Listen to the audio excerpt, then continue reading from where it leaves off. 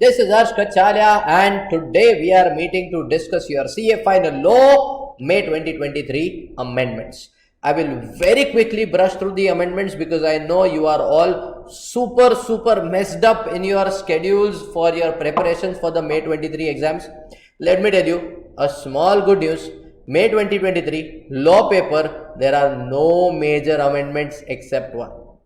Only one amendment, major one, that is under Foreign Exchange Management Act. That is your favorite FEMA chapter. Okay. Now, what is the amendment and how the amendments are to be done? I will explain everything to you.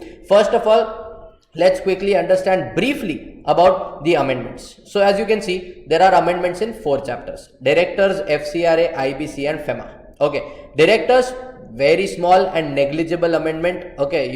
Not important at all. FCRA, 2 amendments you can say. One, relevant, important. Second one, ignorable, but very easy. So, why to ignore? IBC actually it's like amendment is very petty, very small, and you can ignore also, but it is a chapter that contains 10 marks. So, we don't wish or we don't like to ignore anything in IBC. And then we talk about FEMA. Oh, let's talk about FEMA later on, right? Let's save some time over here. So, here, when we talk about these amendments, let me tell you one very important thing. This amendment sheet which I am using over here, it is available on edujahan.com under the free download section. You can directly go and download and have the sheet in your hand while you watch this video. Let me begin with the first amendment of the directors, and that is on your screen now. What is the amendment, sir? Very simple amendment. If you are a company and if you want to appoint any person as a director who is coming from outside India, most welcome. There is no problem. You can have foreign directors. But here the question is, the person whom I want to appoint as a director who is coming from outside India is actually coming from any of India's neighboring countries with whom India is sharing land borders. Okay. In that case, provision says no problem. Security clearance purpose, 2 requirements are there. In the first amendment, as they say, in case there is a land border which we are sharing, you need to take approval of the Ministry of Home Affairs. Ministry of Home Affairs of the Government of India. Understood? That approval has to be attached. And secondly, what they are saying, for the director who is applying to generate a DIN. If you want to be a director in India, you will need a DIN, right? So, if you are applying to generate a DIN, first of all, by the time your DIN gets allotted to you, an application number, a DIN related application number, which is now known as a provisional DIN is generated, okay, which you can use as a provisional DIN. The amendment says no provisional DIN, no application number if you are coming from any of our neighboring countries, right, with whom we are sharing the land borders, unless you attach an approval that you have taken from the Ministry of Home Affairs of the Government of India. Security clearance. Okay, let's go to the next amendment. Sir, what is this next amendment? See guys, this next amendment is in data bank portion. You know the data bank portion, right? What did the amendment say in the data bank portion? They are saying if you want to be appointed, okay, what? Independent director. Okay, your name is there in the data bank. Understood? Now, my name was removed from the data bank. I want my name to be reinstated in the data bank. Can I have my name restored? Yes or no? So, let me mark the answer over here for you. The answer is, of course, yes, you can definitely have your name restored. So, provision says any individual whose name has been removed from the data bank, you want to restore, you may apply. You may, if you want, apply for restoration. Only what? Petty amount is there. 1000 rupees you pay and you apply. Now, when you apply, what will happen, you know, your 2 columns are there like this. Understood? The 2 columns are there, and here we have the list of independent directors, that is the people who want to be appointed, and here is the list of restored independent directors list. What does this mean? It means in the restored category, your name will be there for 1 year. After restoration, we will not directly put it in the main list. We will keep it in the restored list. What you need to do is, there is a, like in the CA final new syllabus, we are going to have online exams. Similarly, you also have to give online proficiency self-assessment test. Understood? online proficiency self-assessment test within 1 year. You crack this exam within 1 year, you clear this exam within 1 year, and your name will be transferred from a restored account to a normal account. That's it. Very simple. Understood? So from the restored column, it will be shifted to the normal column. Is that clear? But here's the catch. If you do not clear this exam within 1 year, in that case, your name will be removed from the restored account also. Understood? That restored column also, your name will be removed. And then if you want to get appointed as an independent director, now there is no option or choice of restoration of your name. You have to make a fresh application to have your name added into the data bank. So I'll summarize it very quickly in 30 seconds. Yes, your name was there in the data bank. Right now it is removed. You want to add it back. You want to restore it back. Okay, pay 1000 rupees. Name is restored in a separate column known as restored independent directors. Okay, so in the restored category, your name is there.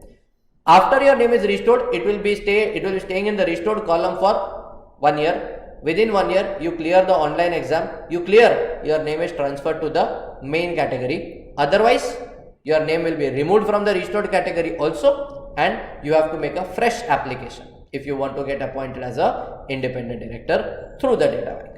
Is that clear? Very simple provision. I hope this is clear, right? Let's go to the next provision. Sir, what is the next amendment? Guys, let us see the next amendment, and that is under FCRA. FCRA, very small first amendment. If at all you are aware, there is a provision where even if you are a prohibited person, okay, any person, you can accept funds in the form of foreign contribution, donation, delivery, transfer from your relatives up to 1 lakh rupees. Yes or no? Up to 1 lakh rupees. And if you want more, or if you are receiving more than 1 lakh, CG approval within 30 days. Old provision. New provision says 1 lakh becomes 10 lakh per financial year, and CG approval within 30 days becomes 3 months. Understood? So this is a very small but important and relevant amendment that we have. Understood? Alright. So this is your first part of the amendment. Next one, what does it say? Okay, now this is going to be interesting. Please pay attention. So this amendment is the latest and the hottest amendment. So I am marking it over here from 1/9/22, 1st September 22. This amendment has come, which says, sir, as per section 32. What is 32? 32 is revision of the order passed by CG. Central government passed an order. Under FCRA, central government passed an order. You want CG to revise the order. Is it possible? Can you? Yes. As per section 32, old provision was what? Old provision. Now understand the amendment in super quick manner. Okay. Old provision was either CG will do the revision suo moto, or you can make an application, okay, for the revision of the order. No problem. Revision can be done. How will you make an application? It has to be done within 1 year from the date of order. And second, you can simply make an application on a plain paper. Write down what correction, what revision you want, and submit the paper to the central government. Sounds easy? Yes or no? Point to be noted now. Amendment is plain paper not allowed. That is the amendment. Very simple. Plain paper not allowed. The amendment is saying that you want to do the application to CG for revision of order. It has to be done in electronic form only through the website fcraonline.nic.in. Only through this website you can do the revision application. Is that clear? Now the question will come. Now your questions will start. Okay, as a layman. So what the department says, we know your different questions are going to start, that how to go to the website. In the website, where will we find the tab where we can make the application? Acha, online as well as offline, both options are there, or only online option is there? In the online application, should we say we want revision only, or should we give reasons also for revision? All these questions will come to a layman's mind, and to resolve those questions, we have certain FAQs. Don't get scared with what so much is written. Array, nothing is written. What you can see in the orange color, orange shade on the top, it only says frequently asked questions with respect to this revision.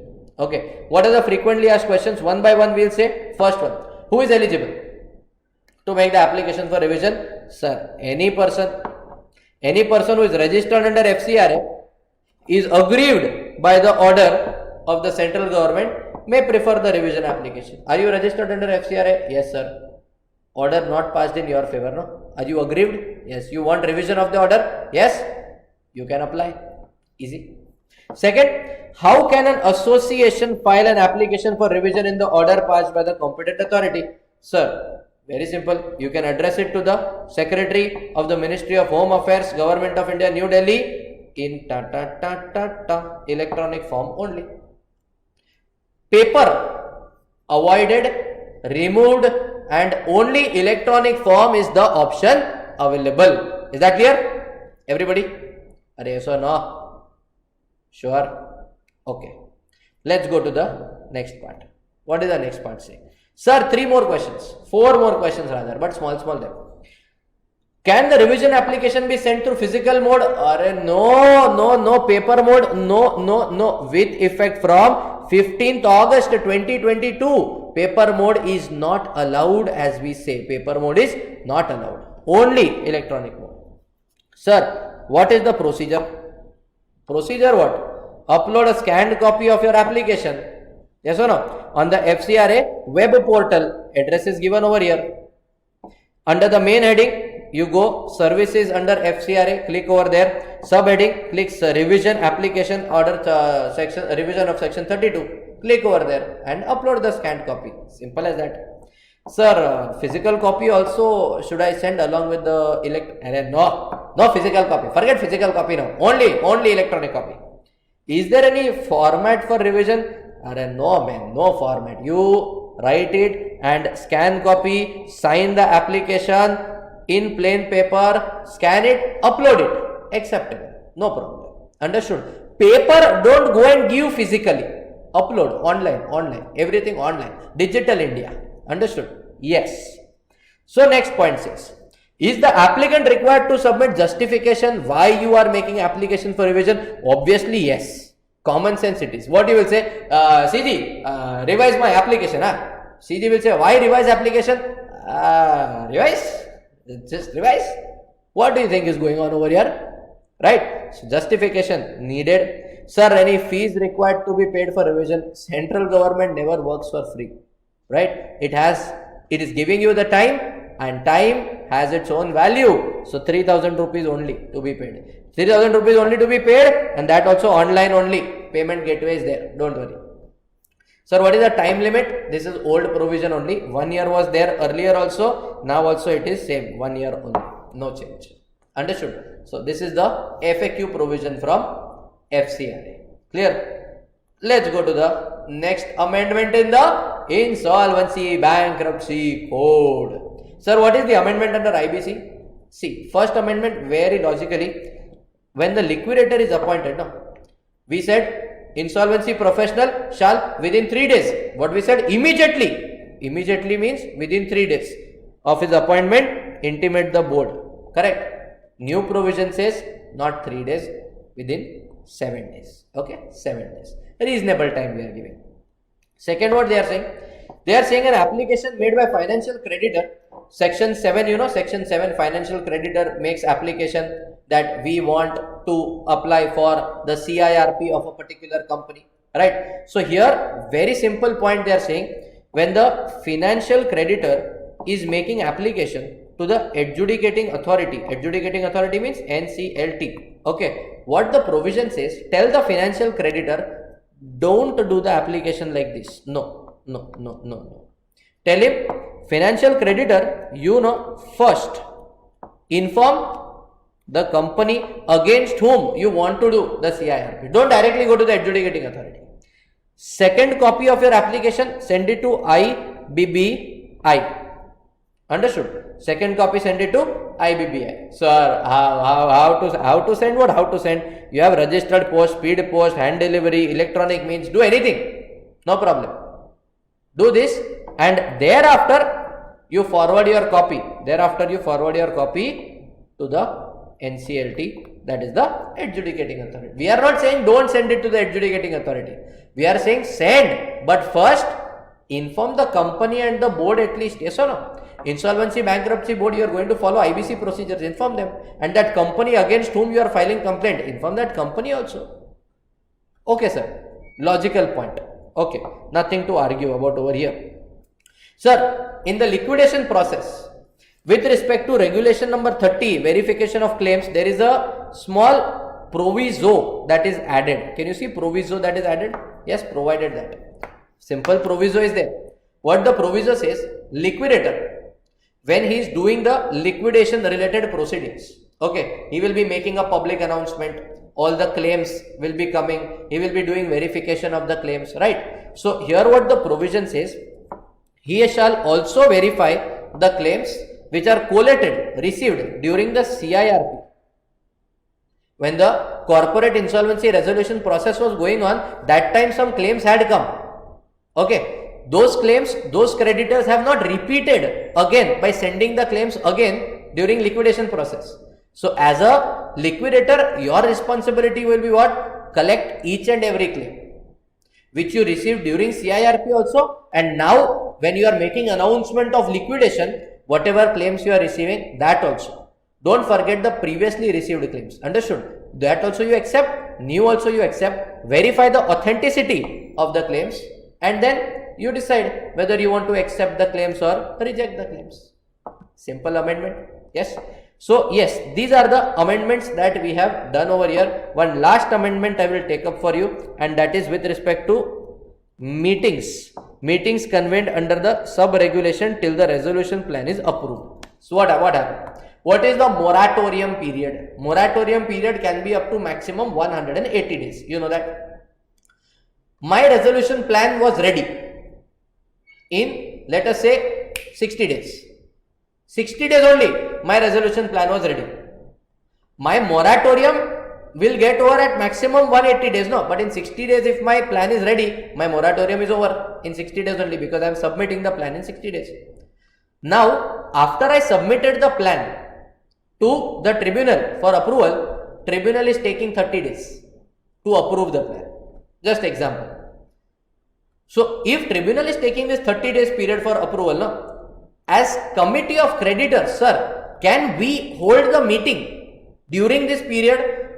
The proviso which is there over here, the clarification rather which is there over here, says that of course you meet every day, doesn't matter. Understood? You can tell the resolution professional with 33% votes, yes or no? With 33% votes, you can tell the resolution professional that we want to meet. We want to hold a meeting. Or if the resolution professional wants, he can also call for a meeting of the committee of creditors. No problem. Meet every day. Doesn't matter. Only remember, the plan is already pending for approval with NCLT. So you are not allowed to do any changes in the plan. Okay. Apart from the plan related discussion or any alteration in the plan related discussion, you want to come and meet and discuss any more strategic decisions or sit and eat samosa, doesn't matter, your problem. You meet as many times you want to meet, you meet, there is no problem over there. Just that you cannot do any changes in the plan because the plan is already pending for approval with the tribunal. Simple as that. Understood? So yes, pretty easy amendments are given over here, and with that I will tell you amendment of the FEMA chapter will be available in the next video. I am still waiting for some clarification, and honestly speaking, it's a very big amendment, so I am preparing separate notes for that amendment because that will be important. All these were very basic amendments. Understood? So I don't need to say that, guys. For many more videos, many more updates, many more amendments, please stay tuned, motivate us, and let us know if we can help you in any other way. Video uploaded here, notes on edujahan.com. Thank you very much. God bless you. All the very best.